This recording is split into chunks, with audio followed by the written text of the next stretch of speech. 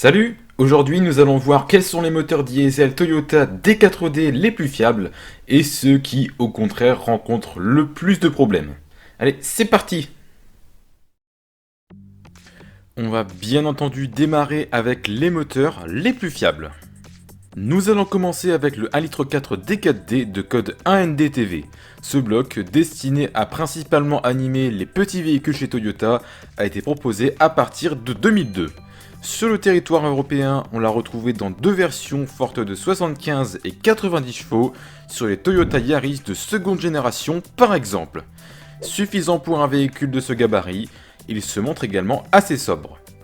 Ce petit moteur affiche également une bonne fiabilité jusqu'ici, même s'il faut surveiller quelques petits soucis qui peuvent arriver. Principalement jusque 2011, c'est un bloc pouvant être assez gourmand en huile à cause de la segmentation ou du turbo qui a justement pu connaître quelques ennuis sur les versions ayant un système à géométrie variable, c'est-à-dire celle de 90 chevaux. Après 2011, pas grand chose à dire et ça roule bien. Continuons avec la deuxième génération du 2 litres D4D de 116 chevaux. Ici, nous nous intéressons au moteur CD, précisément de code 1CD FTV.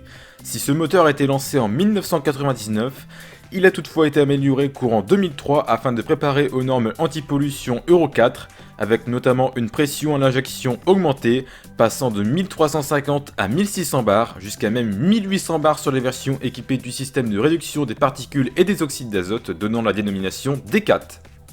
On a pu retrouver cette deuxième génération du bloc sous le capot de la deuxième Avensis ou encore sur la 9e Corolla. Les consommations sont correctes, mais les performances sont un peu justes pour des véhicules aussi lourds que l'Avensis. Au niveau de ce qui nous intéresse le plus, à savoir la fiabilité, le bilan est très positif après une vingtaine d'années d'existence. Alors certes, il y a quand même quelques problèmes, notamment au niveau du démarreur dont la résistance est assez moyenne, ainsi qu'au niveau des injecteurs qui ont parfois pu poser problème à certains propriétaires. Sinon, c'est franchement bien et tu peux y aller en confiance.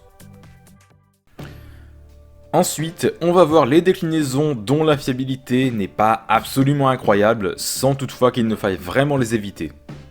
Débutons avec le 2 litres D4D dans sa déclinaison de 126 chevaux. Alors je te le dis tout de suite, ici ce n'est pas le même bloc que le 2 litres D4D que nous avons cité plus tôt. On passe sur le moteur AD, un moteur de génération plus récente, lancé en 2005 et amélioré en 2009 lors du passage aux normes Euro 5. Tu pourras par exemple le retrouver sur la première Auris ou le Verso. Les consommations sont quant à elles globalement maîtrisées, sans toutefois battre des records. Si c'est loin d'être un moteur à éviter, il faut tout de même parler de quelques soucis qu'il peut rencontrer, notamment sur les premiers millésimes.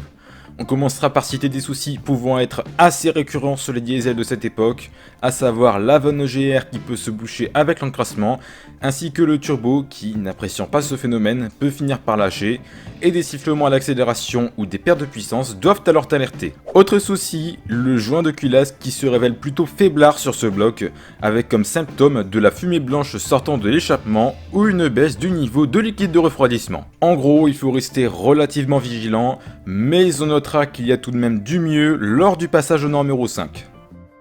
Pour terminer avec cette catégorie, nous allons placer toutes les versions du 2 litres D4D, fortes donc de 136, 150 et 177 chevaux. Ce moteur, toujours de la famille AD, cubant 2231 cm3, a principalement été monté sur les véhicules de moyen et grand gabarit chez Toyota, comme le 3e RAV4 ou la première Auris. On notera bien qu'il faut distinguer différentes versions.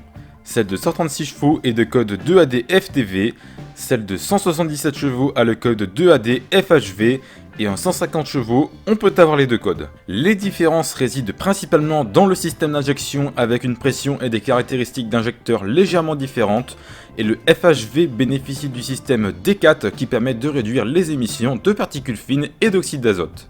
Pour pallier aux normes Euro 5, la version 150 chevaux de code FTV a adopté une rampe d'injection aux caractéristiques similaires à celle de la version 177 chevaux, avec une pression portée à 2000 bars contre 1700 auparavant. Niveau consommation, c'est globalement correct pour le D4D, mais pour les versions équipées du D4, elle se révèle assez élevée. Alors si au niveau de la fiabilité c'est pas désastreux, il y a quand même pas mal de soucis relativement importants sur ce 2 litres 2. Tout d'abord, notamment sur la déclinaison de 136 chevaux, les injecteurs ne sont pas de la plus grande qualité et leur remplacement peut être assez coûteux. Ensuite, les versions 136 et 150 chevaux peuvent être assez gourmandes en huile moteur, et ce bloc d'ailleurs n'échappe malheureusement pas au grand classique des diesels de l'époque, à savoir la vanne EGR et le filtre à particules qui sont sensibles à l'encrassement, mais on notera que la déclinaison de 136 chevaux n'a pas été montée avec un filtre à particules, et que celle de 150 chevaux ne l'a eu que lors du passage aux normes Euro 5. Enfin, la principale faiblesse de ce bloc se situe au niveau du joint de culasse qui a une assez forte tendance à lâcher dans le temps. Donc pour faire court, c'est pas incroyablement glorieux, même s'il est possible d'aller loin moyennant un bon entretien et une bonne utilisation. Enfin, les moteurs les moins fiables. Cette liste ne sera pas trop longue, mais tu dois quand même te méfier des premières versions du 2 litres D4D de 110 et 116 chevaux. Ces deux déclinaisons du bloc CD et de code 1CD FTV font partie des toutes premières à avoir été produites à partir de 1999. Ici, on parle de la première version qui a notamment été montée sur le second RAV4 ou encore la première Avensis. Elle fut partiellement remplacée en 2003 par une autre version présentant notamment un taux de compression plus faible, passant de 18,6 à 17,8, ainsi qu'une rampe d'injection améliorée et qui s'est révélée plus fiable comme nous avons pu le voir un peu plus tôt. Malgré leur âge désormais relativement avancé, il faut quand même être vigilant quant à ces premières versions, sans toutefois qu'il ne faille réellement les fuir. Les soucis ne concernent pas le bloc en lui-même, de ce côté-là il n'y a rien à dire, mais c'est tout ce qui tourne autour et tout ce qui est monté dessus qui pose problème, comme chez malheureusement beaucoup de constructeurs à l'époque, et d'ailleurs encore aujourd'hui. Tout d'abord, le démarreur finit souvent par lâcher sur la version 110 chevaux, ce qui est bien entendu problématique pour démarrer le moteur. Ensuite, Toyota n'a malheureusement pas échappé au souci du fameux volant moteur bimasse qui, lorsqu'il est en fin de vie, entraîne également l'usure de l'embrayage. Pour enchaîner, les caisses de turbo n'ont pas été rares sur la version 116 chevaux qui, contrairement à la 110, bénéficie d'une technologie à géométrie variable. Attention également aux éléments d'injection qui ne sont pas forcément très solides, notamment au niveau des électrovannes de la pompe. Il faut aussi surveiller la vanne EGR qui peut s'encrasser, bien que ce souci soit commun à la plupart des diesels modernes. Pour résumer, ce n'est pas incroyable et en dessous des standards de Toyota, et c'est bien dommage. Quelques trucs qui te seront bons à savoir. Tout d'abord, sache que tu peux éviter pas mal de problèmes, donc pour cela, il te faut notamment adopter une conduite appropriée qui respecte la mécanique, parce que si tu roules comme un bourrin, ça va pas vraiment apprécier. Ensuite, il ne faut pas faire d'impasse sur l'entretien, car un véhicule et son moteur demandent de l'attention, et si on ne change pas les fluides ou les pièces d'usure à temps, leur fonctionnement peut se dégrader jusqu'à la panne, avec à la clé des factures qui risquent de te faire sauter au plafond. Aussi, tu l'auras remarqué, certaines motorisations sont absentes de cette liste. Non, ce ne sont pas des oublis de ma part, c'est simplement que je ne peux pas les classer, soit parce qu'elles sont trop récentes, soit parce que les données sont insuffisantes pour se prononcer, ou bien tout simplement parce que leur niveau de fiabilité est ni très bon ni très mauvais, et donc qu'on ne peut pas choisir une catégorie. Et donc voilà, c'est terminé, j'espère vraiment que cette vidéo t'a plu ou qu'elle a pu t'aider. Si c'est le cas, mets le pouce, partage-la et si ce n'est pas encore fait, abonne-toi et active les notifications en cliquant sur la cloche. Pour rappel, ça ne coûte rien et ça a plein d'avantages. Tu pourras voir la dernière vidéo sortie sur la chaîne en cliquant sur la miniature à gauche de l'écran et une vidéo que YouTube aura choisie pour toi en cliquant sur la miniature à droite. Sur ce, je te dis à la prochaine!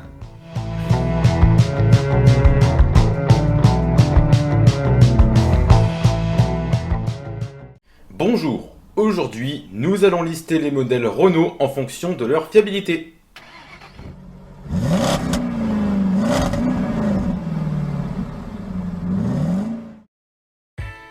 Comme de coutume, on débute avec les modèles les plus fiables.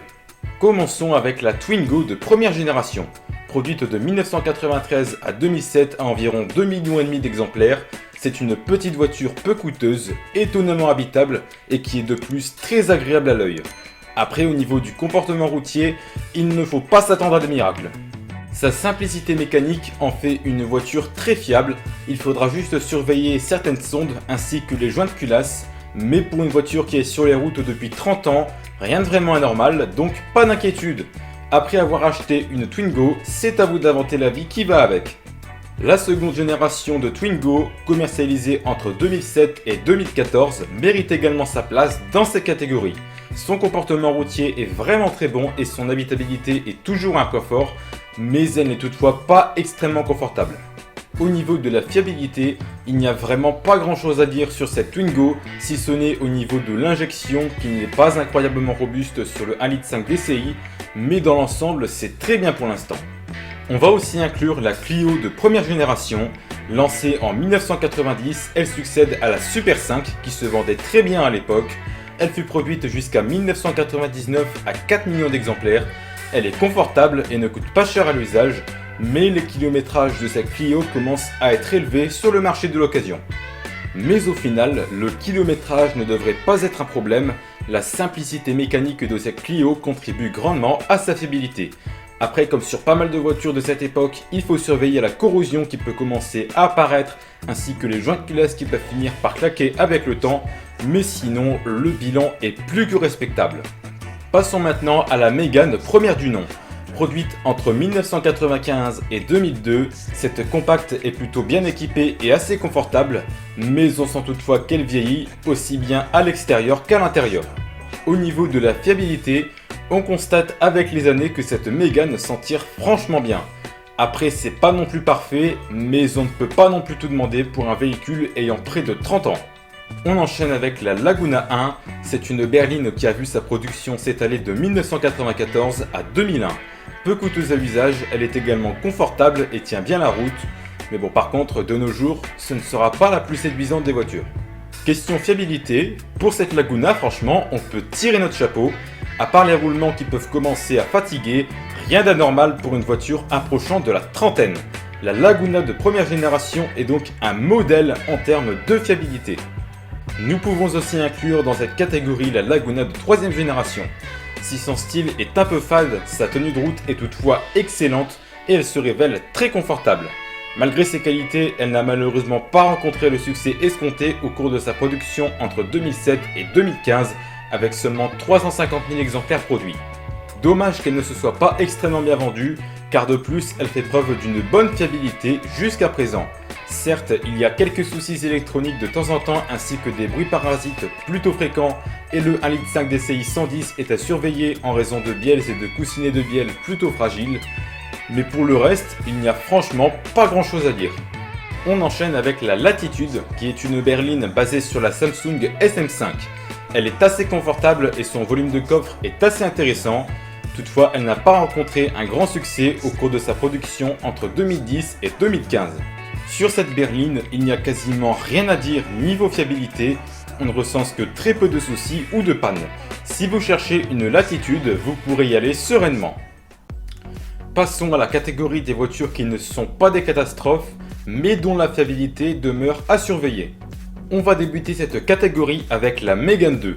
Cette compacte, remplaçante de la première génération, a été fabriquée entre 2002 et 2008 à un peu plus de 3 millions d'exemplaires.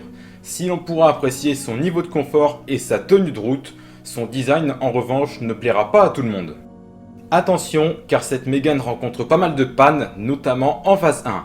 Renault n'a pas pensé à fiabiliser l'électronique avant de commercialiser le véhicule. Les moteurs de lève-vitre sont également assez peu endurants et avec le temps on peut également entendre des bruits parasites provenant du tableau de bord. Sur les diesels, malheureusement pas vraiment de quoi se rassurer, avec notamment de nombreuses cases de turbo sur le 1,9 litre DCI 120 ou encore pas mal de cas d'encrassement de la vanne EGR et de défaillance de l'injection sur la majorité des diesels cette fois. C'est mieux à partir du restylage de 2006, mais sur les modèles non restylés, il faut donc vraiment faire attention. C'est pour dire on est à la limite de placer la Mégane 2 en phase 1 dans la catégorie des voitures les moins fiables. Enchaînons avec le Scénic de 3ème génération. Commercialisé de 2009 à 2016, il remplace la seconde génération du monospace compact. Bien qu'on ait vu mieux niveau ergonomie, on pourra ici apprécier le comportement routier de bon niveau et la qualité de finition qui progresse bien par rapport au Scénic 2. Parlons maintenant fiabilité. Pour ce Scénic, c'est plutôt correct, mais il y a des soucis à surveiller. En effet, peuvent apparaître des bugs électroniques divers ou encore des bruits parasites qui peuvent finir par agacer. mais il faut surtout surveiller le 1 litre de TCE de 115 et 130 chevaux, car celui-ci est connu pour d'importants soucis que je vous explique en détail dans une vidéo que vous pourrez retrouver en fiche en haut à droite de l'écran. Attention aussi à l'injection sur les 1,5 litre DCI ainsi qu'au turbo qui n'est pas indestructible sur le 1,6 litre DCI de 130 chevaux. Pour faire court, il faut faire attention.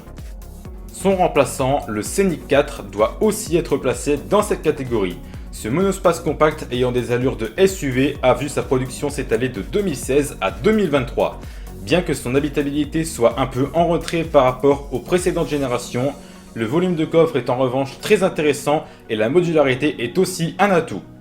Au niveau de la fiabilité, bien que ce véhicule soit encore récent, il faut se méfier. Les systèmes électroniques souffrent de bugs réguliers comme sur beaucoup de modèles malheureusement, et les amortisseurs de ce Scénic peuvent se montrer assez bruyants après quelques années. Niveau moteur, heureusement pas grand chose à dire, si ce n'est qu'il faut faire attention au 1,6 litre DCI de 160 chevaux qui est parfois sujet à des cases de turbo voire du moteur complet. En résumé, soyez vigilants. Dans cette catégorie, nous allons aussi placer l'Espace 3.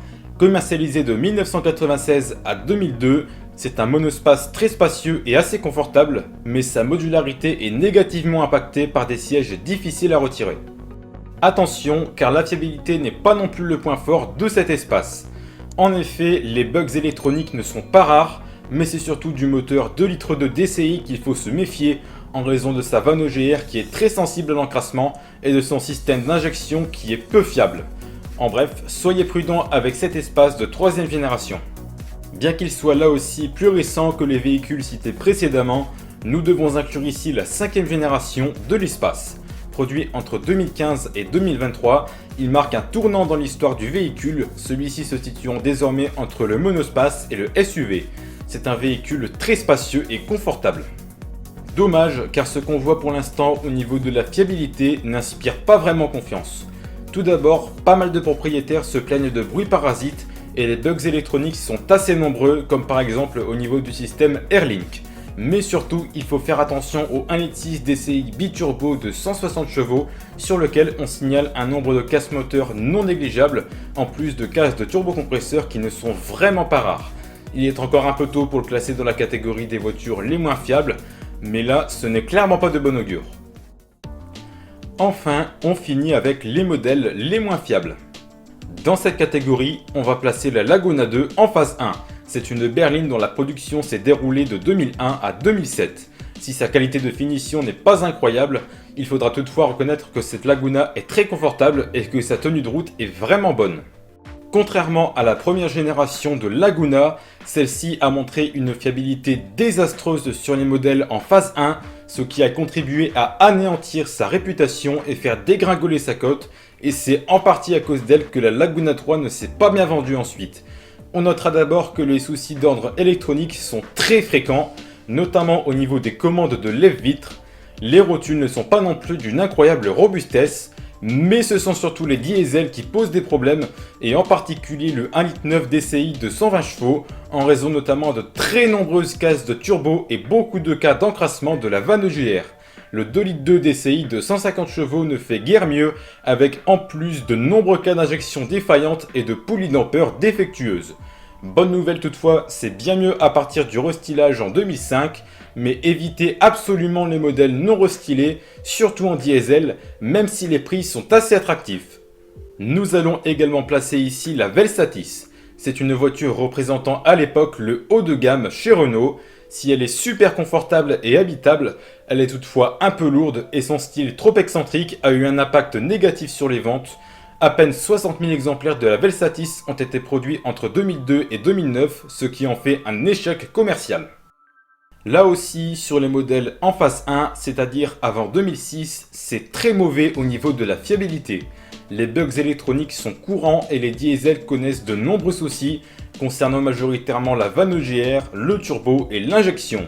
Pire, les coussinets de bielle et les bielles en elles-mêmes manquent de robustesse, et en cas de défaillance, la casse moteur est quasiment assurée. Je sais pas vous, mais moi, ça ne me donne pas envie de l'acheter. On continue avec le Scénic 2.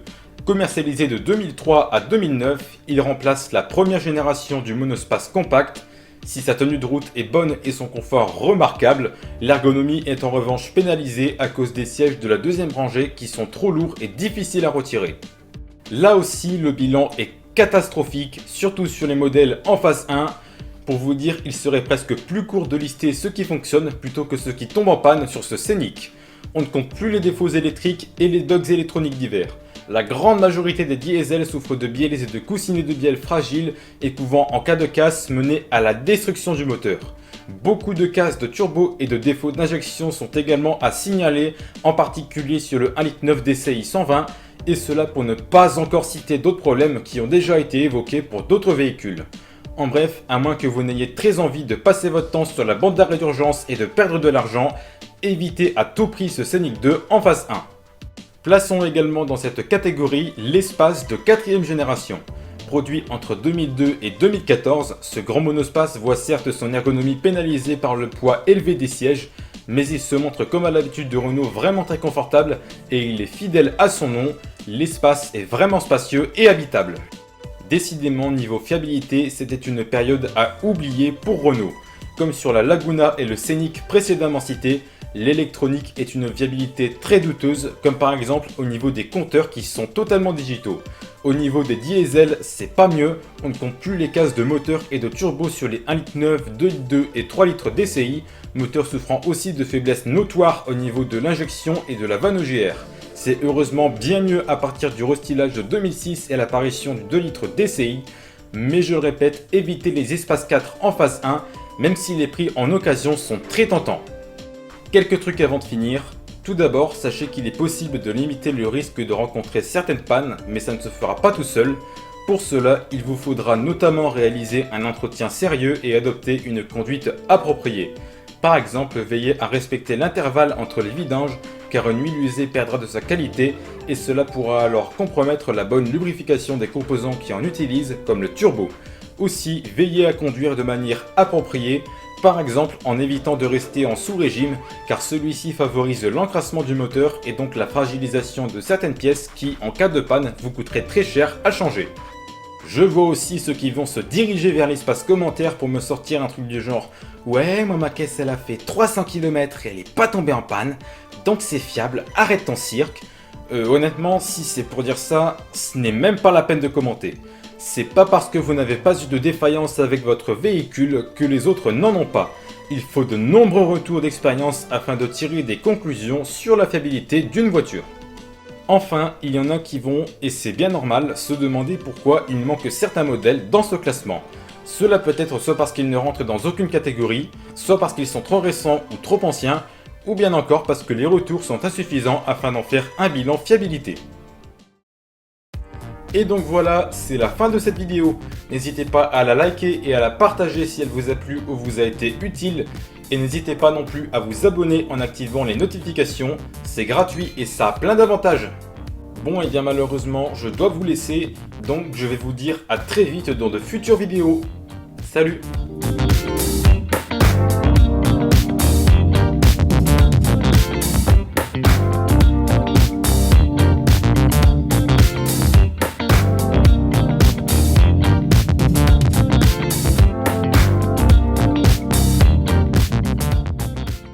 Bonjour, peut-être que vous envisagez d'acheter une voiture d'occasion et celle-ci est peut-être équipée d'un moteur TCE ou SCE car vous souhaitez peut-être vous passer du diesel ou peut-être vous n'avez simplement pas les moyens d'acheter une voiture électrique ou hybride.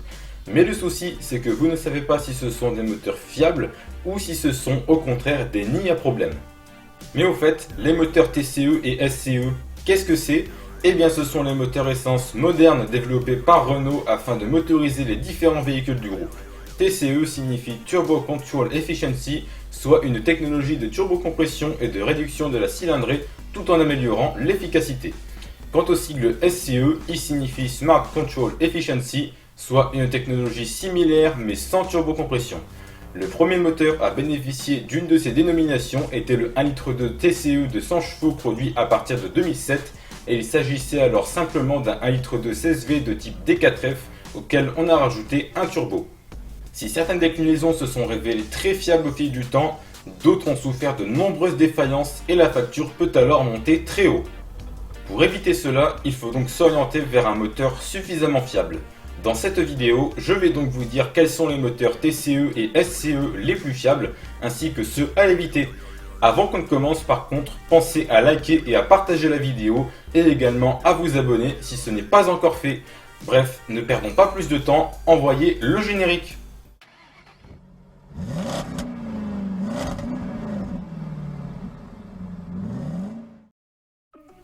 Comme sur de précédentes vidéos, nous allons commencer avec les versions les plus fiables. On peut ici inclure le 1 litre SCE, toute puissance confondue. Ce petit 3 cylindres atmosphérique est produit depuis 2014 et il a pour mission de mouvoir les petits véhicules du groupe. Nous l'avons par exemple retrouvé sous le capot de la Twingo de 3ème génération ou encore de la Dacia Sandero de 2ème génération. Du fait de sa cylindrée réduite et de son absence de turbocompresseur, son couple est très faible, donc heureusement qu'on ne le retrouve pas dans un véhicule polyvalent tel qu'une Mégane. Après 9 ans de carrière, on peut commencer à en tirer un bilan au niveau de la fiabilité, et si on omet quelques cas d'usure prématurée de l'embrayage, on peut dire que ce petit moteur est fiable et qu'il n'y a pas de quoi s'inquiéter pour le moment. Ensuite, nous pouvons également citer le 1,2 litre TCE de 100 chevaux. Alors avant que des petits malins ne crient au scandale et m'insultent dans les commentaires, je précise bien qu'il s'agit de la version qui se base sur le 1,2 litre CSV de code D4F auquel on a greffé un turbo et non celle de code H5FT plus récente. Ce moteur fut donc lancé à partir de 2007 et il a par exemple motorisé la Clio de 3ème génération. Très bon point, ce moteur ne souffre d'aucun souci particulier. Le fait qu'il a plus de 15 ans d'existence accentue le recul, ce qui rend le bilan encore meilleur. Enfin, nous allons inclure dans cette catégorie le 1,6 litre TCE, toutes versions confondues. Produit depuis 2013, ce moteur est fait pour donner un caractère très polyvalent, voire sportif, au véhicule du groupe Renault. Il se révèle être agréable à l'utilisation, bien que son couple n'en fera pas l'idéal pour un camion. Sa puissance débute à 150 chevaux pour atteindre 220 chevaux sur les versions sportives. Niveau fiabilité, après 10 ans, on a recensé quelques pannes au niveau de la boîte de vitesse, mais ce problème est à distinguer du moteur. C'est donc une motorisation qui se révèle sûre pour le moment. Continuons avec les déclinaisons qui ne sont pas des catastrophes, mais qui nécessitent quand même de la surveillance. Dans cette catégorie, nous n'allons inclure que le 0,9 litre TCE de 90 chevaux. Lancé à partir de 2012, ce petit 3 cylindres est destiné à animer les petits véhicules du groupe Renault. Il fut notamment monté sur la Clio de 4ème génération ou le Captur de 1ère génération. On le retrouve également sous la dénomination IGT chez Nissan. Avec la cylindrée assez réduite et le rendement plutôt bon, on pourrait s'attendre à ce qu'il y ait des soucis. Après plus de 10 ans de commercialisation, le bilan est globalement assez bon, mais il faudra surveiller un souci plutôt récurrent qui est une fuite d'eau pouvant arriver à cause d'un joint peu résistant, ainsi que la sonde lambda qui peut rendre l'âme assez rapidement. C'est dommage car dans l'ensemble le bilan est plutôt bon. Finissons maintenant avec les versions les moins fiables. Heureusement, ce ne sera pas très long, mais nous devons citer le 1,2 litre TCE dans ses versions de 115, 120, 125 et 130 chevaux quand il est produit jusque 2016. Apparu courant 2012, ce 4 cylindres incarne à l'époque une nouvelle génération de moteurs chez Renault avec l'utilisation d'une nouvelle base. Il a équipé de nombreux véhicules au sein du groupe. Malheureusement, ce moteur souffre d'un défaut très connu qui a mené à une action collective contre Renault et qui touche les versions produites jusque 2016. C'est son appétit pour l'huile qui peut atteindre des proportions démesurées. En fait, le souci est lié à une dépression dans les cylindres, ce qui a pour effet d'attirer l'huile du carter vers la chambre de combustion et elle sera ainsi brûlée. Attention, car si le niveau n'est pas contrôlé et complété régulièrement, cela peut mener à de gros dégâts sur le moteur. Sur les versions équipées d'une chaîne de distribution, le tendeur de chaîne a lui aussi connu des faiblesses. Bref, il faut faire gaffe. Je rajoute une petite note avant de finir. Il est possible d'éviter certaines pannes en faisant un entretien rigoureux et en effectuant une meilleure utilisation de votre véhicule. Par exemple, ne faites pas l'impasse sur le niveau d'huile, surtout si votre moteur en est très friand. En effet, un défaut de lubrification peut causer de gros dégâts à certaines pièces, voire le moteur lui-même, et cela peut finir par coûter bonbon. Aussi, une conduite inadaptée peut encrasser le moteur et causer beaucoup de soucis qui peuvent là aussi vous coûter très cher. Donc essayez d'adapter votre style de conduite de manière à limiter l'encrassement et l'usure. Voilà, c'est donc la fin de cette vidéo. Je vous remercie de l'avoir regardée jusqu'ici. Si elle vous a plu ou qu'elle vous a aidé, une nouvelle fois, n'hésitez pas à la liker et à la partager. Mettez également un commentaire si vous souhaitez me soutenir et augmenter le référencement, ou si vous possédez ou avez possédé un véhicule monté avec un des moteurs que j'ai cités pour faire un retour d'expérience. Enfin, je le rappelle encore une fois, si ce n'est pas déjà fait, pensez à vous abonner puis à cliquer sur la cloche de notification et sélectionnez toutes. C'est toujours entièrement gratuit et ça vous permet de me soutenir, mais aussi de recevoir l'ensemble des notifications quand je publie des vidéos ou quand je lance une diffusion en direct. Il ne me reste plus qu'à vous souhaiter une excellente journée et vous donner rendez-vous très bientôt dans de nouveaux contenus. Salut!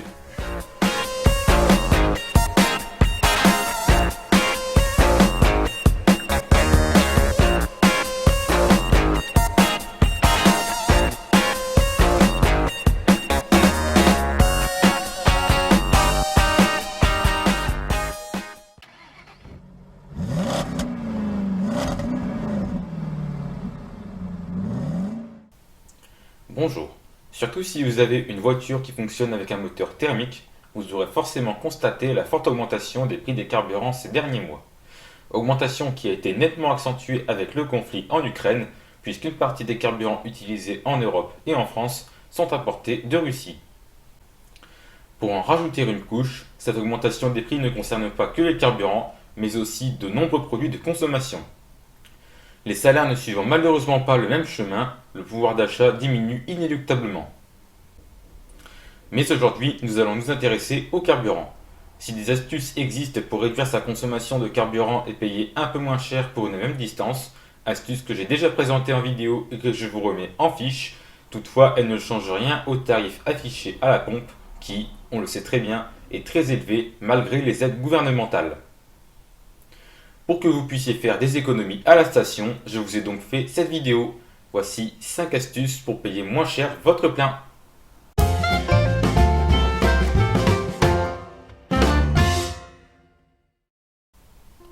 Commençons sans perdre de temps avec la première astuce, chercher la station-service la moins chère. Si les prix des carburants suivent généralement la même tendance partout sur le territoire, certains critères font qu'il peut tout de même y avoir d'importantes disparités en fonction des régions. Aussi, d'une station à l'autre, les prix peuvent être assez hétérogènes avec des écarts de prix pouvant atteindre parfois 15 à 20 centimes par litre. Pour payer moins cher son plein, il paraît évident de se rendre à la station-service à laquelle le carburant coûte le moins cher. Le problème est qu'on ne connaît pas forcément tous les prix par cœur et se déplacer pour voir à quelle station le carburant est moins cher induit inévitablement une consommation de carburant. Heureusement, de nombreuses solutions existent, comme le site officiel du gouvernement qui répertorie les prix des carburants aux différentes stations, prix qui sont régulièrement contrôlés par les services dédiés. Vous pouvez aussi trouver de nombreuses applications à télécharger sur votre smartphone pour savoir quelle est la station la moins chère près de votre emplacement. Sur un plein de 50 litres, cette astuce pourrait vous faire économiser jusqu'à 10 €. Si vous roulez beaucoup ou que votre réservoir a une capacité importante, cela peut être très intéressant. Seconde astuce, remplir son réservoir de super-éthanol E85. Proposé depuis déjà plus de 10 ans dans certaines stations, le super-éthanol E85 a seulement gagné en popularité aux alentours de 2017. Comme son nom l'indique, c'est un carburant qui se compose à 85% d'éthanol, un alcool que l'on obtient en transformant des betteraves ou encore de la canne à sucre. Pour le reste, il s'agit principalement d'essence sans plomb. Ce carburant a l'avantage d'être proposé beaucoup moins cher que l'essence sans plomb. Considéré comme un polluant, il est nettement moins taxé. À l'heure où je tourne cette vidéo, le super-éthanol est plus de 2 fois moins cher à la pompe que le sans plomb 95. On pourrait penser qu'il suffit simplement de mettre de l'éthanol dans nos réservoirs pour faire des économies. Malheureusement, ce n'est pas aussi simple, l'éthanol est assez corrosif, notamment pour les injecteurs, ce qui peut provoquer des fuites de carburant. Heureusement, il est possible d'installer un boîtier entre le calculateur moteur et les injecteurs. Ce boîtier modifie l'injection afin d'optimiser son fonctionnement pour l'E85. Après installation de ce boîtier, vous pourrez mettre du super-éthanol dans votre réservoir sans risquer quoi que ce soit. Le problème de ce procédé est qu'il est coûteux. Pour l'installation, comptez en moyenne 1000 €. Soyez toutefois prudent car si votre véhicule est encore récent, votre constructeur peut refuser d'appliquer la garantie en cas de problème lié au moteur. Notez également que la consommation de carburant peut augmenter d'environ 20% si vous passez à l'éthanol. Malgré cela, avec ce système, vous pourrez considérablement réduire vos factures de carburant. Ne vous inquiétez pas quant à la rentabilisation du système, après 10 à 15 000 km, le boîtier sera rentable et à vous les économies. Passons à l'astuce numéro 3, privilégier les carburants standards. Souvent, aux stations-service, plusieurs carburants sont proposés pour un même type de moteur. Pour l'essence, il peut s'agir du samplon 98 proposé avec le samplon 95 pour un indice d'octane plus élevé et un agrément de conduite amélioré. Et pour le diesel, certaines stations proposent un gazole de meilleure qualité avec une concentration assez importante en additifs et qui ont pour effet de nettoyer le moteur quand vous roulez. Ces carburants permettent aussi de réduire légèrement les émissions de CO2. Si ces carburants que l'on appellera premium ont des avantages, ils ont aussi un inconvénient, ils sont toujours plus chers que les carburants standards. Par conséquent, pour faire quelques économies, je vous recommande de privilégier des carburants standards. De plus, il est déconseillé d'effectuer des pleins entiers avec des carburants de type Excellium, car s'ils permettent d'éliminer la crasse dans le moteur, à long terme, ils peuvent avoir un impact néfaste sur certains composants du moteur, comme les injecteurs. Pour pallier à l'absence de carburant premium sur un moteur diesel, vous pouvez effectuer un décrassage de temps en temps. J'ai déjà fait une vidéo qui montre comment décrasser son moteur et je vous la remets en fiche. Sur un plein de 50 litres, cette astuce peut vous faire économiser 3 à 5 euros. Passons à la quatrième astuce, assez méconnue, faire son plein de bon matin. Jusque là, vous pourriez sans doute me dire que cette astuce est complètement tirée par les cheveux. Et quand vous aurez compris ce que je vais expliquer, sans aucun doute, votre opinion sera influencée. Vous le savez peut-être, plus la température est élevée, plus un liquide peut avoir tendance à s'évaporer. Et les carburants subissent le même principe. De même, plus la température sera basse, plus le liquide sera dense et moins il aura tendance à s'évaporer et gagnera en densité. Une nouvelle fois, ce principe s'applique bien au carburant. Le matin, il fait plus frais et par conséquent, le carburant dans les cuves a une densité plus élevée. Les cuves étant situées en sous-sol, la température est encore plus basse. Par conséquent, si vous faites votre plein le matin, votre réservoir se remplira un peu plus vite que l'après-midi et vous ferez quelques économies. Ce n'est pas cette astuce qui vous fera économiser des millions, mais si vous faites tout à l'euro près, cela peut vous intéresser. Enfin, voici la cinquième et dernière astuce, encore plus méconnue que la précédente, prendre son temps pour faire le plein. Une nouvelle fois, à première vue, vous pourriez penser que cette astuce est sortie de mon imagination. Mais quand je vous aurai expliqué, vous devriez comprendre. Quand le carburant est brassé dans l'air, un phénomène d'évaporation se produit, ce qui en transforme une partie en vapeur. Ce principe s'applique à la pompe lorsque vous utilisez le pistolet à son débit maximal. Le carburant étant précipité pour arriver dans le réservoir, la vapeur y ira elle aussi, et par conséquent vous aurez moins de carburant dans le réservoir, mais vous paierez toujours aussi cher. Une petite astuce existe pour que les vapeurs ne pénètrent pas dans le réservoir. Il s'agit simplement de prendre son temps et de ne pas enclencher le pistolet de distribution à sa puissance maximale.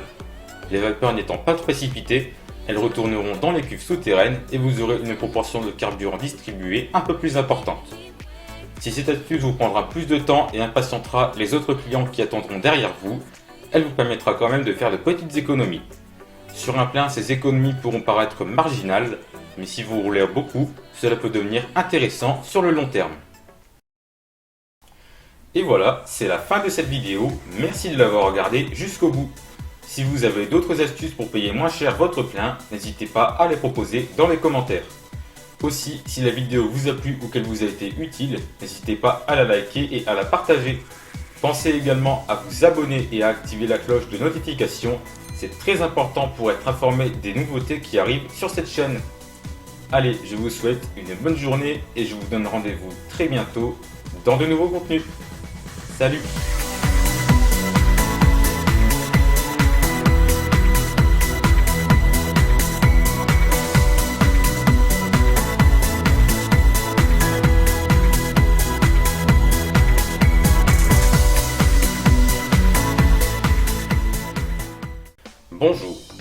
l'avez peut-être déjà constaté, mais depuis maintenant quelques années, les SUV ont pris une part non négligeable dans les ventes des constructeurs automobiles et ces derniers continuent d'enrichir leur gamme de SUV. Certains propriétaires délaissant des modèles achetés il y a quelques années pour se tourner vers des nouveautés, les précédents modèles se retrouvent donc sur le marché de l'occasion. Si le véhicule est assez récent, on pourrait très bien se dire qu'il n'y a pas de quoi s'inquiéter. Toutefois, certains véhicules souffrent d'une mauvaise qualité de fabrication et d'une fiabilité plus que douteuse. De plus, en cas de problème, la facture peut parfois se révéler considérable. Pour éviter cela, il est donc important de se tourner vers un modèle réputé robuste. Comme chaque année, le magazine britannique What Car a dévoilé son classement des SUV récents les plus sûrs grâce aux avis de nombreux propriétaires. Sans plus attendre, je vais donc vous donner la liste des 10 SUV récents les plus fiables pour 2022.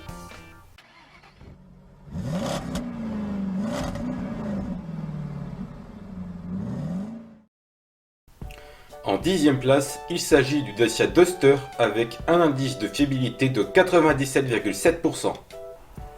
Officiellement dévoilé le 30 août 2017, puis présenté au salon de Francfort cette même année, le Dacia Duster de seconde génération est commercialisé en 2018. Il remplace la première génération qui était produite depuis 2010 et qui a été un grand succès avec plus de 2 millions d'exemplaires écoulés durant sa commercialisation. Si la ligne n'évolue pas vraiment par rapport à la première génération, le design quant à lui est entièrement nouveau à l'intérieur comme à l'extérieur. Comme tous les véhicules Dacia actuels, le Duster est nettement moins cher que ses concurrents. Mais à ce tarif, n'espérez pas le confort ou la qualité de finition d'une Rolls-Royce. Le Duster fut restylé une première fois en 2021. Il a notamment bénéficié de nouveaux phares et de nouveaux feux arrière inspirés de la Sandero de 3ème génération. Un nouveau restylage est intervenu un an plus tard en 2022 dans lequel il arbore la nouvelle identité visuelle de Dacia et en profite pour bénéficier d'un intérieur modifié. Au niveau de la fiabilité, si le bilan n'est pas parfait, il reste toutefois très bon et la plupart des soucis rencontrés par les propriétaires qui ont répondu à l'enquête n'empêchaient pas le véhicule de rouler. Quelques petits soucis au niveau de l'électronique hors moteur furent signalés. Une partie des avaries signalées par les propriétaires ayant répondu à l'enquête se situait également autour de la ligne d'échappement et de la batterie. Le système de direction a lui aussi rencontré quelques petits problèmes. Enfin, le système de navigation a quant à lui connu quelques bugs divers. Actuellement, le Duster se révèle donc être un modèle de fiabilité.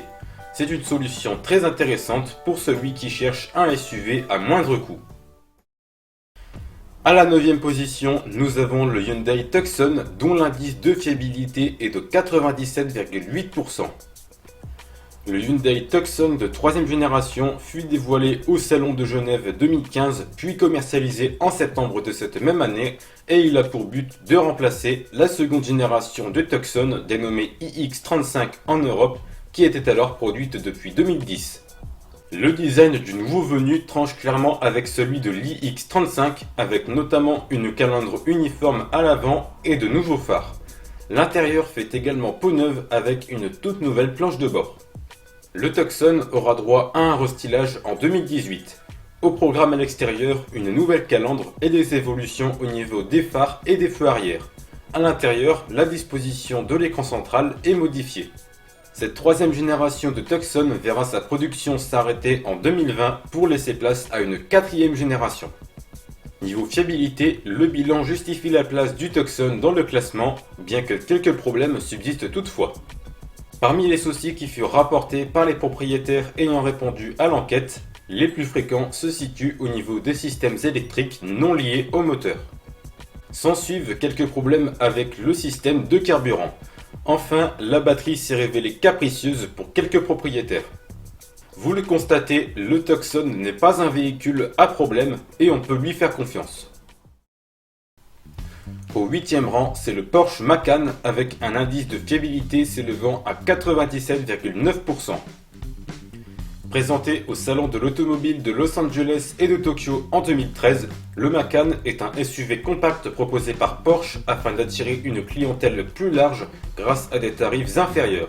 Il sera commercialisé à partir de 2014. Il est conçu à partir d'un Audi Q5, bien qu'il ne reprenne que 30% de ses éléments, dont la plupart ne sont pas visibles comme les suspensions. Le Macan fut restylé à 2 reprises, en 2018 et en 2021. Il bénéficiera majoritairement d'évolutions esthétiques. Porsche voulait attirer une clientèle plus large avec son modèle et elle l'a fait. En 2015 et en 2021, ce fut même le modèle le plus vendu de la marque originaire de Stuttgart. De plus, malgré quelques petits points à surveiller, le bilan fiabilité se révèle vraiment très bon. Ont été recensées des avaries au niveau des systèmes électriques pour quelques propriétaires ayant répondu à l'enquête. Des petits défauts de finition intérieure ont également été signalés.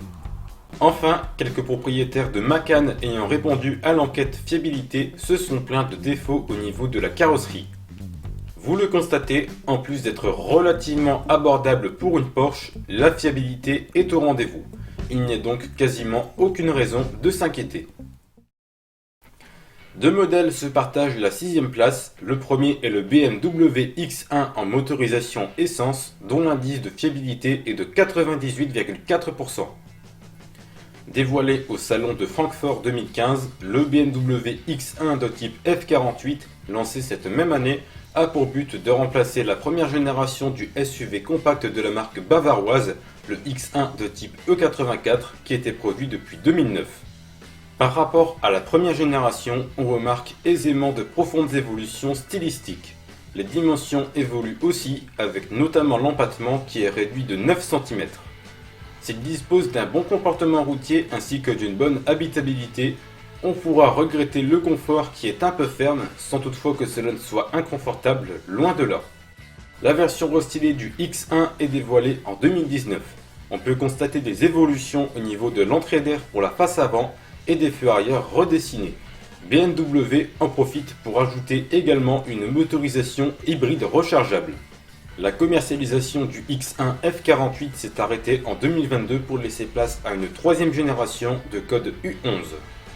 Le SUV compact a fait preuve d'une très bonne robustesse jusqu'à présent. Mais si le score n'est pas de 100%, c'est que ce n'est pas parfait. Certains propriétaires qui ont répondu à l'enquête fiabilité se sont plaints de bugs au niveau du système de navigation. Aussi, des petits défauts au niveau de la carrosserie et de la finition ont été signalés sur quelques X1, une nouvelle fois parmi ceux qui ont été pris en compte dans l'enquête. Si vous comptez acquérir un X1 en motorisation essence, n'ayez aucune crainte, il vous sera fidèle. En diesel, le bilan est un peu moins bon, mais sans toutefois être catastrophique, loin de là. Autre véhicule en 6ème position, il s'agit du Hyundai Kona dont l'indice de fiabilité est également de 98,4%. Présenté au salon de Francfort 2017, le Hyundai Kona est commercialisé en octobre de cette même année. Il remplace le Mini-Space iX20 et a pour but d'enrichir la gamme des SUV de la marque coréenne. Le Kona n'étant pas un véhicule du même type que l'iX20, au niveau du style, il sera donc difficile de trouver des similitudes entre les deux véhicules. Le crossover passera par la case restylage en septembre 2020. On remarquera principalement une nouvelle face avant et de nouveaux phares. La production du Kona s'arrêtera courant 2023. Hyundai devrait prochainement dévoiler la seconde génération du SUV. Dans le domaine de la fiabilité, le Kona fait très bien que ce ne soit pas parfait non plus. Des petits problèmes au niveau du moteur et des systèmes électriques liés au moteur furent rapportés par quelques propriétaires. Aussi, le système de climatisation fut récalcitrant sur quelques modèles. Bref, vous le constatez, il n'y a pas de réelle raison de s'inquiéter sur le Kona. À la 5ème position, c'est l'Audi Q2 avec un indice de fiabilité s'élevant à 98,7%. Ayant rencontré beaucoup de succès avec ses autres SUV plus volumineux comme le Q3 ou le Q5, Audi a décidé qu'il serait intéressant de s'attaquer à une catégorie un peu plus petite. C'est ainsi qu'est né le Q2. Dévoilé au salon de l'automobile de Genève 2016, le Q2 est donc le crossover urbain de la marque Osano, dont la production a démarré au mois de septembre de cette même année. Si la qualité de finition est excellente et le comportement routier assez sécurisant, l'habitabilité aux places arrière est toutefois décevante et le véhicule peut revenir très cher si l'on prend une motorisation assez puissante. En septembre 2020, le Q2 bénéficie d'un léger restylage avec des évolutions principalement situées au niveau de la face avant. Quant au bilan fiabilité de cet Audi Q2, il est vraiment très bon à l'heure actuelle. Le principal souci rencontré par les propriétaires ayant répondu à l'enquête se situait au niveau des systèmes électriques non liés au moteur. De plus, sur ces mêmes propriétaires de Q2, seulement 7% ont rencontré une avarie avec leur véhicule et les modèles concernés ont tous été réparés gratuitement par Audi. Si vous comptez acheter un Q2 d'occasion, vous pourrez donc presque le faire les yeux fermés. Le quatrième SUV le plus fiable est le Citroën C3 Aircross dont l'indice de fiabilité est de 98,9%. Présenté en juin 2017, le Citroën C3 Aircross est un crossover urbain qui remplace le mini-space C3 Picasso et il fut commercialisé à partir du mois d'octobre de cette même année. Il se base esthétiquement sur la C3 de 3ème génération dont la production a démarré un an plus tôt en 2016. Le C3 Aircross étant d'un autre type que le C3 Picasso qu'il remplace, il ne sera pas aisé de leur trouver des similitudes. S'il se révèle confortable comme toute bonne Citroën qui se respecte, son comportement routier reste toutefois un peu pénalisé, mais je vous rassure, c'est loin d'être un désastre. Le petit SUV bénéficie d'un restylage en 2021. On remarque principalement des évolutions au niveau de la face avant qui devient beaucoup moins ronde que précédemment. On dit souvent que les voitures françaises ont une fiabilité assez moyenne, il n'en est rien pour ce C3 Aircross dont le bilan fiabilité est pour l'instant excellent. Les quelques problèmes rapportés par les propriétaires ayant répondu à l'enquête se situent en majorité au niveau de l'échappement. Autre bonne chose, parmi les propriétaires de C3 Aircross ayant répondu à l'enquête, seulement 6% ont rencontré des avaries et leur coût a été pris en charge par Citroën dans tous les cas. Ne croyez plus trop ce qu'on vous dit à propos de la fiabilité des voitures françaises, le Citroën C3 Aircross est pour l'instant une valeur sûre. Enfin, chose assez surprenante, nous avons 3 véhicules ex-aequo à la première place. Nous allons d'abord évoquer le Honda HR-V dont l'indice de fiabilité est de 100%. La première génération du HR-V fut produite de 1999 à 2005 et était aussi connue sous le nom de Joy Machine. En 2013, Honda ressuscite son SUV en dévoilant une seconde génération au salon de Tokyo qui fut commercialisée en Europe 2 ans plus tard, en 2015. Si ce HR-V n'est pas celui qui remportera les concours de beauté, il se rattrape toutefois grâce à une très bonne modularité ainsi qu'une bonne habitabilité et un bon comportement routier. Le HR-V passe en 2018 par la case de restylage. La face avant bénéficie d'une nouvelle signature lumineuse pour les optiques LED ainsi que d'une calandre légèrement modifiée. À l'arrière, les feux sont également modifiés. La production de la seconde génération de HR-V s'est arrêtée en 2021 afin de laisser place à une troisième génération. Comme pas mal de marques asiatiques, Honda fut réputée pour avoir fabriqué des voitures quasiment indestructibles et c'est toujours le cas aujourd'hui. La fiabilité de ce HR-V est actuellement parfaite, aucun des propriétaires ayant répondu à l'enquête n'a rencontré d'avarie. Vous pouvez donc faire confiance au HR-V si vous cherchez un SUV. Ensuite, ex-aequo avec le Honda HR-V, nous avons le Mazda CX-3 avec un indice de fiabilité de 100% également. Mazda dévoile au Salon de Genève 2015 un nouveau SUV citadin, le CX-3, dont la commercialisation débute en France au mois de septembre de cette même année. Il se propose alors comme une alternative plus compacte au CX-5. Le CX-3 est plutôt agréable à l'œil et sa qualité de finition est assez bonne, mais ce n'est toutefois pas le véhicule le plus habitable de sa catégorie. Le SUV a bénéficié d'un léger restylage intervenu en 2017, lui procurant quelques modifications techniques, par exemple au niveau des suspensions. Le CX-3 passe une seconde fois par la case restylage en 2018, avec au programme une nouvelle calandre ainsi qu'un éclairage full LED adaptatif. La commercialisation du CX-3 s'est arrêtée en 2021 pour le marché européen. Mazda possède le même statut que Honda, à savoir celui de marque très fiable. Le CX-3 ne déroge pas à la règle, au contraire, parmi les propriétaires de CX-3 ayant répondu à l'enquête fiabilité, aucun n'a rapporté d'avarie quelconque. Si vous êtes intéressé par le CX-3, il n'y a donc aucune raison de vous inquiéter. Et enfin, l'autre véhicule ex aequo à la première place est le Mitsubishi Eclipse Cross et dont l'indice de fiabilité est lui aussi de 100%. Dévoilé au Salon de l'Automobile de Genève 2017, l'Eclipse Cross est lancé afin d'enrichir la gamme des SUV de Mitsubishi. On peut noter que la commercialisation du véhicule intervient peu après l'annonce du rachat de la marque japonaise par l'alliance Renault-Nissan. L'Eclipse Cross vient donc se placer entre l'ASX, plus typé urbain, et l'Outlander, plus volumineux et plus taillé pour les familles. Le véhicule bénéficie d'un restylage en 2021 après un début de carrière en demi-teinte. On remarque notamment que sa longueur passe de 4,41 m à 4,55 m, soit une augmentation de 14 cm. À l'avant, on remarque une nouvelle calandre ainsi que de nouveaux phares, et à l'arrière, l'Eclipse Cross bénéficie d'un haillon modifié ainsi que de nouveaux feux. L'intérieur du véhicule a également bénéficié d'évolutions.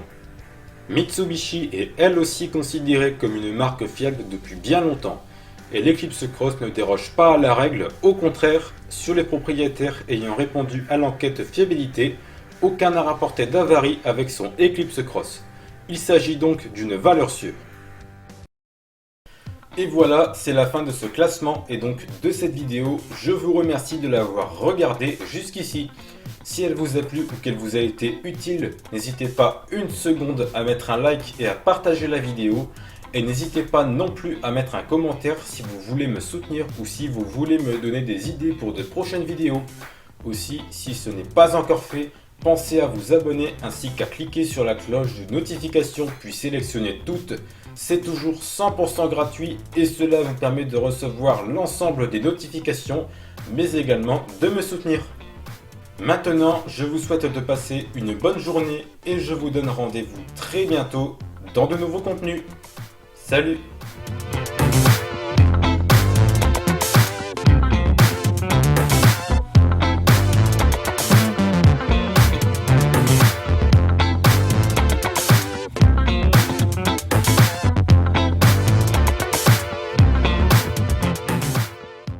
Bonjour, peut-être que vous souhaitez acheter une Ford montée avec un moteur TDCi.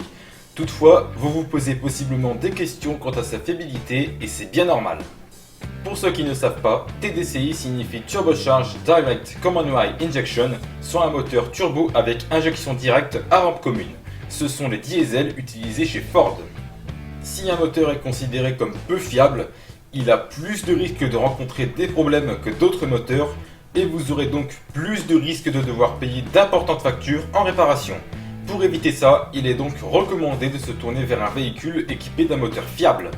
Dans cette vidéo, je vais donc vous lister les moteurs TDCi les plus fiables et ceux à éviter. Allez maintenant, envoyez le générique.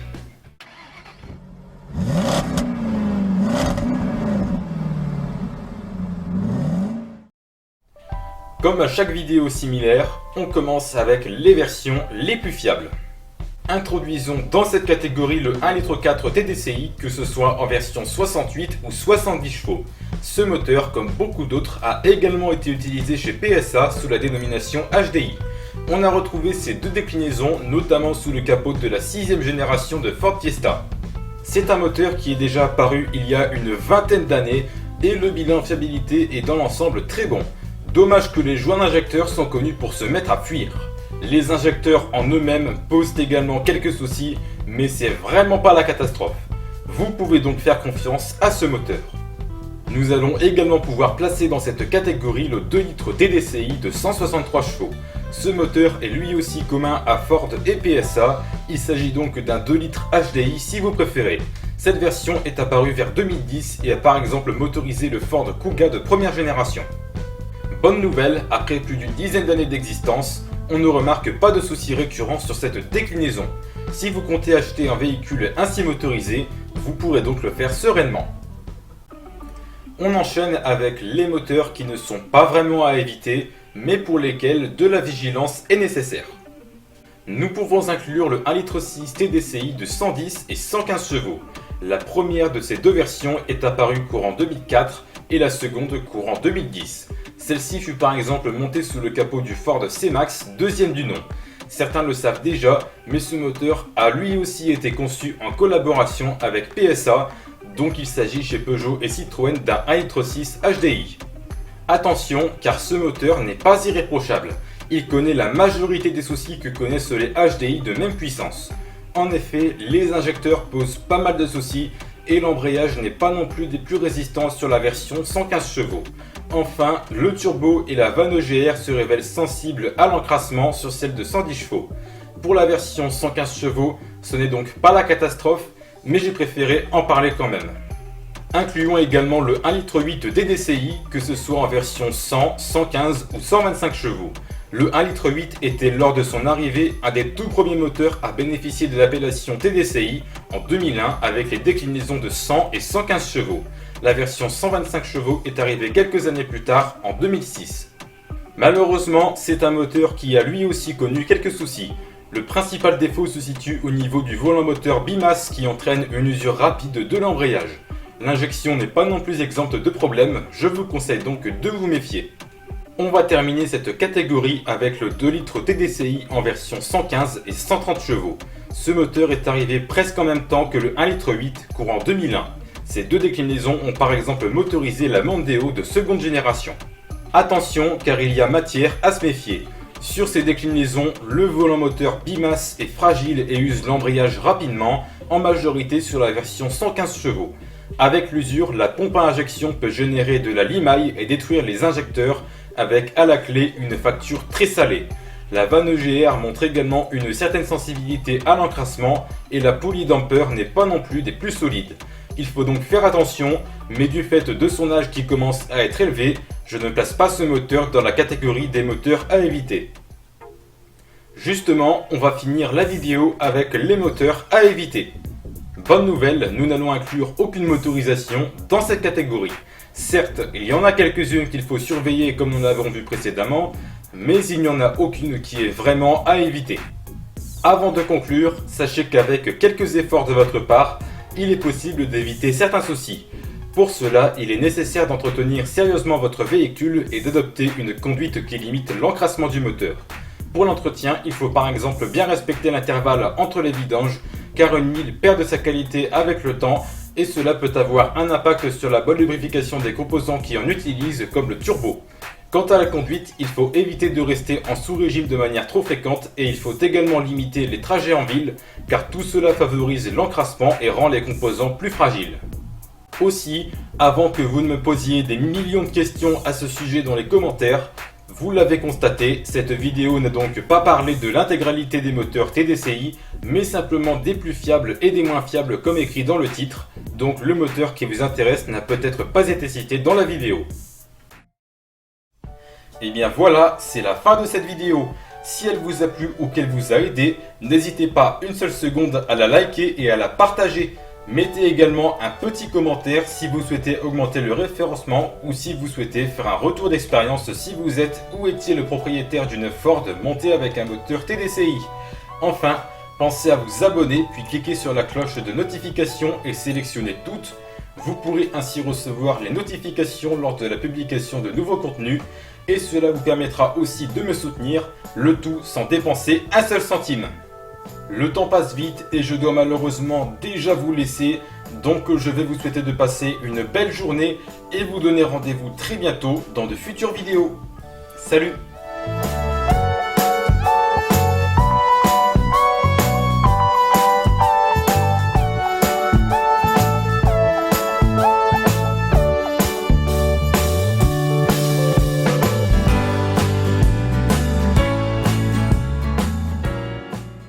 Bonjour, aujourd'hui nous allons parler d'un crossover nippon assez connu. Vous saurez précisément lequel juste après le générique.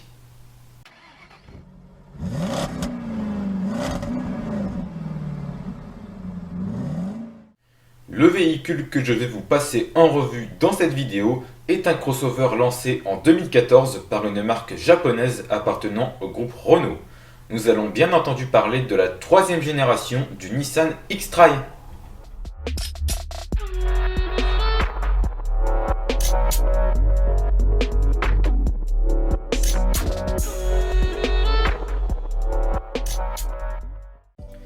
Apparu sur le marché en 2001, l'X-Trail est rapidement devenu un des best-sellers de Nissan. Celui-ci fut très populaire, notamment auprès des jeunes. Le modèle qui nous intéresse ici est l'X-Trail 3ème génération et de code T32. Présenté en 2014 et commercialisé durant cette même année, il a pour but de remplacer la seconde génération de code T31 qui vieillissait et dont les chiffres de vente devenaient insuffisants. Il se base en majorité sur le Qashqai commercialisé quelques mois auparavant. Par rapport à la précédente génération, les évolutions sont flagrantes. Au niveau du design, la ligne paraît bien plus moderne, la face avant s'inspire majoritairement du Qashqai, bien que Nissan a affirmé n'avoir réutilisé aucune pièce de carrosserie provenant de ce dernier. A l'arrière, la marque tente quelque chose de nouveau et assez original. L'X-Trail n'est désormais plus vraiment considéré comme un SUV à part entière, mais plutôt comme un crossover. A l'intérieur, l'X-Trail 3ème génération reprend en très grande majorité la base du Qashqai. Le tout paraît encore d'actualité de nos jours. Nouveauté, cette 3ème génération propose 7 places en option, alors que les précédentes générations se cantonnaient à 5 places et il fallait alors se rabattre sur le Qashqai Plus 2 lancé en 2008. Le véhicule est en concurrence directe à partir de 2016 avec le Renault Koleos 2ème du nom, le Peugeot 5008 de 2ème génération ou encore le Skoda Kodiaq. Fin 2017, il est temps pour l'X-Trail de passer par le restylage. La calandre bénéficie d'un lifting et les feux arrière sont redessinés. A l'intérieur, on remarque également un nouveau volant. La commercialisation de la 3ème génération de l'X-Trail s'est arrêtée en 2021 pour laisser place à une 4ème génération sortie en 2022.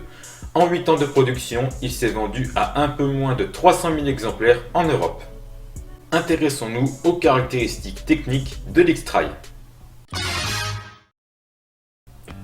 L'X-Trail 3ème génération appartient à la catégorie des crossovers de taille moyenne. Il est long de 4,64 m, large de 1,82 m et haut de 1,71 m. L'empattement est quant à lui de 2,71 m, un chiffre dans les standards de la catégorie. Le véhicule est une traction de série, mais la transmission intégrale est proposée en option sur certaines versions. Le moteur est placé en position transversale à l'avant. Le crossover bénéficie de suspension McPherson à l'avant et de trains indépendants multibras à l'arrière.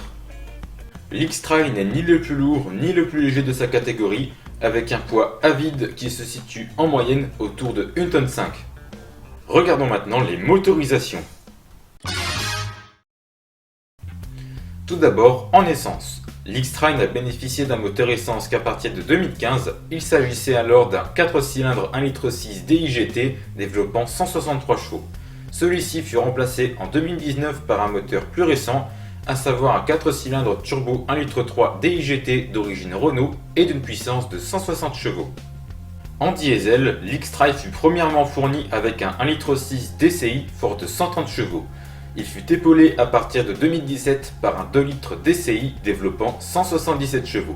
Ces deux moteurs ont laissé leur place en 2019 à un unique moteur 1,7 litre Blue DCI d'une puissance de 150 chevaux. Tous ces moteurs sont des 4 cylindres turbocompressés. 3 transmissions sont proposées sur le crossover, une traditionnelle boîte manuelle à 6 rapports, une boîte automatique à variation continue dénommée X-Tronic et enfin une boîte automatique à double embrayage disposant de 7 rapports. Lors du lancement du véhicule, 4 finitions furent proposées, une finition d'entrée de gamme se nommant Visia, 2 finitions de milieu de gamme nommées Ascenta et Connect Edition et une finition haut de gamme dénommée Tecna. Si cet X-Trail n'est pas des plus dynamiques du fait de son poids et de sa hauteur de caisse, il se trouve toutefois très sécurisant et a d'ailleurs brillamment réussi les tests d'évitement. Le confort de suspension est de bon niveau et l'X-Trail semble bien tolérer la charge. Les calibres de pneus sont plutôt bons, ce qui favorise la tenue de route. L'X-Trail se révèle très modulable, les sièges du deuxième rang se rabattent très facilement et la banquette coulissante en 2 tiers 1 tiers est de série sur toutes les finitions. Il est également spacieux, notamment en version 5 places et au deuxième rang, l'espace aux jambes conviendra à tout le monde.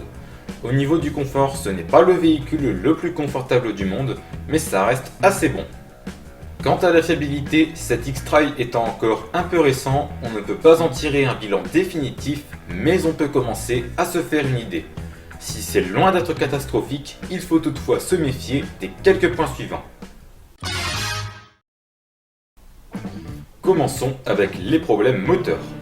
Tout d'abord, sont survenus de manière assez fréquente et prématurée des casses de turbocompresseurs sur les 1,6 litre DCI de 130 chevaux, en majorité sur les modèles produits jusque 2016 inclus.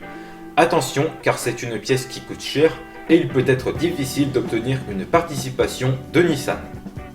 Le 1,7 litre Blue DCI de 150 chevaux semble souffrir de défauts au niveau du système AdBlue, comme pas mal d'autres motorisations équipées de ce système.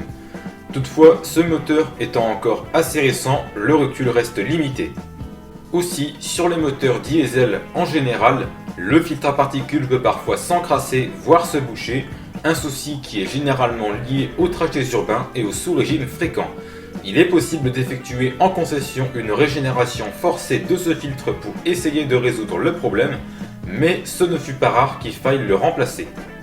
Quant aux moteurs essence, il semble pour le moment ne pas souffrir de soucis particuliers. Continuons avec les boîtes de vitesse. La boîte mécanique semble pour l'instant robuste et ne pose pratiquement pas de soucis. En revanche, la boîte à variation continue Xtronic a rencontré des avaries comme des vibrations à l'accélération, des à-coups ou encore des bruits anormaux qui ont parfois nécessité une reprogrammation ou le remplacement de la boîte. La boîte à double embrayage est quant à elle peu répandue et il est pour l'instant difficile d'en tirer un bilan. Ensuite, les systèmes électriques et électroniques. Le système Stop and Start peut se révéler récalcitrant et fonctionner une fois sur deux, voire ne pas fonctionner du tout. Une reprogrammation en concession peut résoudre le souci, sinon il peut être nécessaire de remplacer la batterie. En effet, lorsqu'elle n'est pas complètement chargée, le système peut se mettre en veille afin d'éviter une décharge excessive de la batterie. Aussi, certaines sondes et certains capteurs ne sont pas toujours des plus résistants. Continuons avec le châssis et les trains roulants. Le seul souci à signaler concerne des cas de disques de frein voilés de manière assez précoce. À part cela, il n'y a pas de problème particulier. Passons maintenant aux finitions intérieures. Un bon nombre de propriétaires se sont plaints de problèmes avec le système de climatisation. Peuvent être en cause le panneau de commande, le condenseur ou dans le pire des cas, le compresseur de climatisation. Quelques propriétaires d'X-Trail ont également rapporté des bruits ou des grincements de mobilier. Enfin, terminons avec l'extérieur. Pas mal de modèles ont souffert d'un défaut au niveau du capot qui peut se mettre à trembler ou vibrer au fur et à mesure que la vitesse du véhicule augmente. Il est possible de le faire régler en concession ou de le régler soi-même. Pour cela, il faut agir sur les butées en caoutchouc qui se trouvent sur les longerons côté moteur. Cela peut résoudre le problème, mais parfois ça ne suffit pas et aucune autre solution n'existe malheureusement. Aussi, quelques propriétaires se sont plaints d'une certaine fragilité de la peinture. Au final, quelles sont les qualités et les défauts de cet X-Trail ? Commençons avec les qualités. Bien que l'X-Trail ne soit pas très dynamique, il se révèle toutefois très sécurisant. Il bénéficie d'une habitabilité et d'un volume de coffre intéressant, même si le volume de coffre de la version 7 places est assez limité. C'est également un véhicule très modulable, notamment au niveau des sièges de la deuxième rangée. Cet X-Trail se montre également plutôt confortable. Enfin, c'est un véhicule qui a un look assez attirant. Maintenant, les défauts. Sur les versions 7 places, les sièges du troisième rang ne sont pas très pratiques et également un peu étriqués. La gamme de motorisation est assez limitée, ce qui est plutôt dommage. La boîte Xtronic n'est pas ce qui se fait de mieux en termes de boîte CVT. Enfin, si la fiabilité est assez correcte, le service après-vente Nissan est dur à cuire et il pourra être difficile d'obtenir une participation en cas de panne, notamment si elle survient en dehors de la garantie. Quelle motorisation faut-il privilégier ? En essence, si vous pouvez, préférez un X-Trail équipé du 1,3 litre DIGT de 160 chevaux. Il s'agit d'un moteur plus récent et qui, malgré sa cylindrée réduite, bénéficie d'un couple un peu plus élevé, ce qui vous incitera un peu moins à appuyer sur le champignon et empêchera la consommation de s'envoler. Ensuite, en diesel, le moteur à privilégier sera le 1,7 litre Blue DCI de 150 chevaux. Le moteur de 130 chevaux est déjà suffisant, mais ce bloc plus moderne et fort de 20 chevaux supplémentaires rendra votre X-Trail polyvalent en toutes circonstances. Toutefois, c'est un moteur encore assez récent, donc un X-Trail ainsi motorisé restera pour l'instant assez cher. Ensuite, quelles sont les motorisations à éviter ? En essence, il n'y a pas vraiment de motorisation à éviter, bien que le 1,6 litre DIGT de 163 chevaux puisse parfois manquer d'un peu de couple et être porté sur la boisson lorsque le véhicule est chargé, mais ça reste tout à fait acceptable. En diesel, c'est quasiment le même topo. Si le 1,6 litre DCI de 130 chevaux peut paraître limite aux yeux de certains, c'est toutefois loin d'être la catastrophe et l'X-Trail ainsi motorisé s'en sortira bien dans la plupart des cas. Et enfin, le bonus, quel serait mon choix ? Personnellement, mon choix se porterait vers un X-Trail équipé du 1,7 litre Blue DCI de 150 chevaux.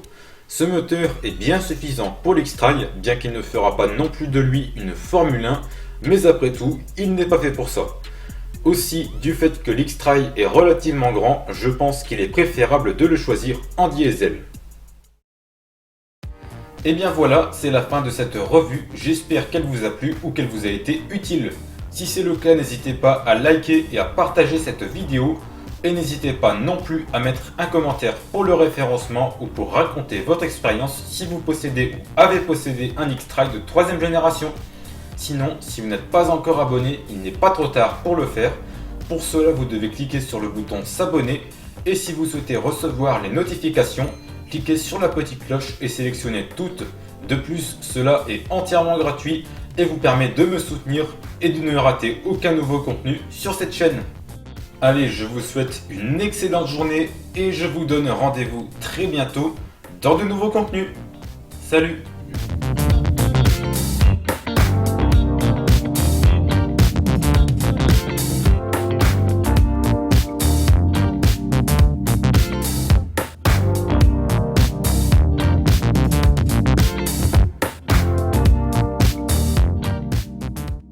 Salut! Tu sais sans doute qu'il existe de nombreux véhicules à moteur diesel sur le marché. C'est un type de moteur qui a grandement gagné en popularité à partir de la fin des années 90 avec l'utilisation de nouvelles technologies telles que l'injection directe à rampe commune, mais aussi la généralisation des moteurs turbo permettant d'afficher des puissances intéressantes pour des cylindrées limitées. Toutefois, ce type de moteur a grandement perdu en popularité depuis quelques années, en partie à cause de l'affaire Volkswagen ou Dieselgate, dans laquelle le constructeur allemand a été accusé d'avoir triché sur les émissions de ses moteurs diesel modernes en utilisant un logiciel illicite. Certains diesels sont également assez fragiles, d'autant plus s'ils sont mal entretenus ou mal utilisés. Aujourd'hui, nous allons donc citer plusieurs moteurs diesel pour lesquels la fiabilité est au top.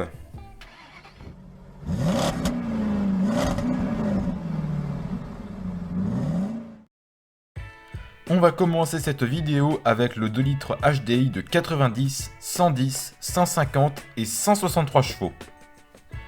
Petit point histoire, le 2 litres HDI était à sa sortie en 1998 le tout premier bloc à adopter cette dénomination signifiant High Pressure Direct Injection pour une technologie d'injection directe à haute pression. C'est un moteur qui se révèle assez sobre et qui a gagné en discrétion au fil du temps. Les versions qui nous intéressent furent produites à différentes époques. Les versions de 90 et 110 chevaux font partie des toutes premières déclinaisons de ce bloc, et celles de 150 et 163 chevaux furent lancées bien plus tard, aux alentours de 2009, représentant alors la 3ème génération du moteur DW10. Très bonne nouvelle, si on aurait pu s'attendre au début à rencontrer pas mal de problèmes sur les premières versions, au final, elles se sont révélées très solides et on ne compte plus le nombre d'exemplaires qui ont allègrement passé les 300 000 km. Seuls quelques soucis de poulie damper sont à surveiller, mais sinon rien de bien grave, si ce n'est pour la version 110 chevaux de type RHS qui a connu pas mal de défaillances, par exemple au niveau du volant moteur bimasse, du FAP et du turbo. Pour les déclinaisons de 150 et 163 chevaux, pas grand chose à dire non plus pour le moment. Le seul couac notable concerne les premiers Peugeot 3008 montés avec la déclinaison de 150 chevaux à cause d'une pompe à huile pouvant ne pas être conforme. Le souci a été rapidement pris en charge par Peugeot qui a procédé à un rappel. On peut donc faire confiance à ces 4 versions du 2 litres HDI. Ensuite, chez Renault, on peut citer le 1,5 litre DCI de 90 chevaux. Chez le groupe Renault, le 1,5 litre DCI est un moteur extrêmement répandu. Produit à partir de 2001 sous le capot de la Clio 2, ce bloc est la version diesel du moteur 4 cylindres de type K, disposant ici de 8 soupapes. Il s'agit d'un moteur qui s'est notamment fait remarquer par sa très faible consommation de carburant, même si globalement ce n'est pas le bloc le plus performant de tous les temps. Ici, c'est la déclinaison de 90 chevaux qui nous intéresse. Lancée autour de 2008, elle est dans un premier temps conforme aux normes Euro 4, avant de successivement passer aux normes Euro 5 et 6 au fil des années. On a pu retrouver cette version sous le capot de nombreux véhicules, tels que la Clio 4, la deuxième Dacia Sandero, ou encore sur la Mercedes Classe A W176, pour ne citer que quelques modèles. Si les premières versions ont eu quelques soucis de fiabilité, celle de 90 chevaux se montre jusqu'ici très solide. En effet, à part quelques embrayages usés prématurément, et encore, il n'y a vraiment pas grand chose à dire sur ce bloc, donc tu peux lui faire confiance. Nous pouvons également parler du 1,9 litre TDI dans ses déclinaisons de 90, 100, 110 et 130 chevaux. Le 1,9 litre TDI est un moteur qui existe depuis maintenant une paire d'années. Apparu en 1993, il a grandement évolué au fil du temps et a été proposé dans de nombreuses versions jusqu'aux alentours de 2013 où il a été arrêté, remplacé par les 1,6 litre et 2 litres. Ce moteur propose également un agrément et une sobriété qui ont en partie fait sa renommée à cette époque, mais ce moteur est globalement assez sonore. La version 90 chevaux était la toute première de ce bloc, elle est sortie en 1993. Celle de 110 chevaux est quant à elle arrivée vers 1996. La déclinaison 100 chevaux fut produite à partir de 1998 et celle de 130 chevaux est apparue en 1999. Ces versions du 1,9 litre TDI auront apporté du bonheur à de nombreux propriétaires de par leur qualité, la fiabilité étant elle aussi d'un excellent niveau. Dans l'ensemble, sur ce bloc, quelques faiblesses peuvent arriver avec le temps, notamment au niveau du turbo et de la vanne EGR qui peuvent être plutôt sensibles à l'encrassement. Aussi, pour les versions plus récentes disposant d'un volant moteur bimasse, celui-ci a connu des problèmes, mais comme assez souvent sur les moteurs de cette époque. En gros, pour un moteur de cet âge, franchement, rien d'alarmant. Tu pourras facilement dépasser les 300 000 voire les 400 000 km, à condition bien entendu que tu fasses un minimum d'entretien et que tu ne roules pas comme un gros bourrin. On va maintenant pouvoir citer le 1,4 litre CRDI, peu importe sa puissance. Apparu à la fin des années 2000, le 1,4 litre CRDI est un moteur à la relativement faible cylindrée proposé par le groupe Hyundai afin de principalement motoriser ses petits véhicules. Il fut proposé en deux versions fortes de 75 et 90 chevaux.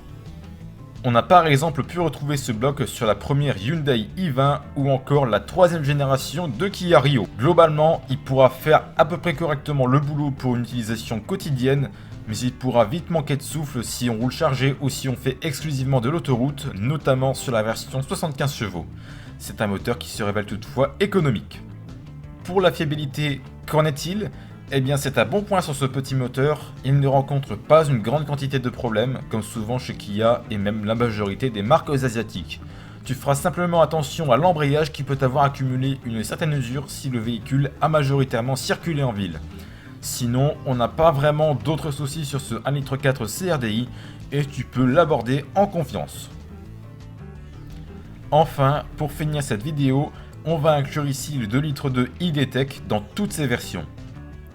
Le 2 litres de ID.Tech est un moteur diesel à 4 cylindres et 16 soupapes que l'on a retrouvé chez Honda, dans un premier temps en suppléant le 2 litres de ICTDI, puis en le remplaçant pour de bon à partir de 2012.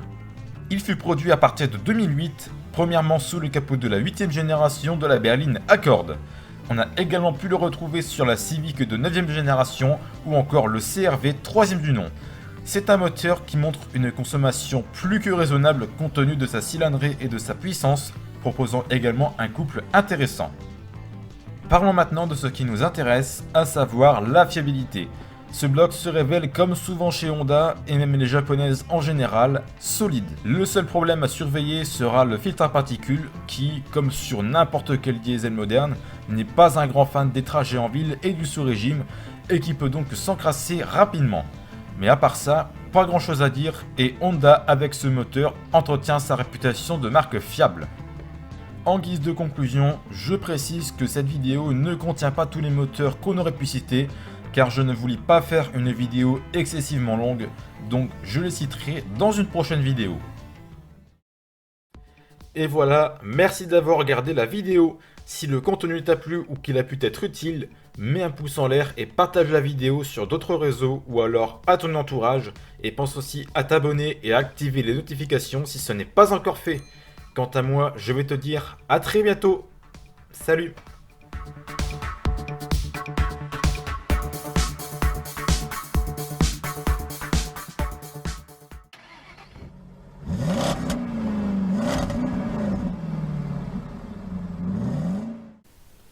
Bonjour. Comme de nombreuses personnes, vous cherchez à changer de véhicule pour en prendre un qui vous coûte moins cher, qui est plus grand, plus respectueux de l'environnement ou pour bien d'autres raisons. Et pour cela, il est quasiment indispensable de vendre votre ancien véhicule. Oui, mais voilà, vendre sa voiture d'occasion, c'est tout un art et beaucoup de personnes ont des difficultés à vendre leur voiture. C'est pour cela que je vous fais aujourd'hui cette vidéo. Voici 5 astuces pour bien vendre votre voiture d'occasion.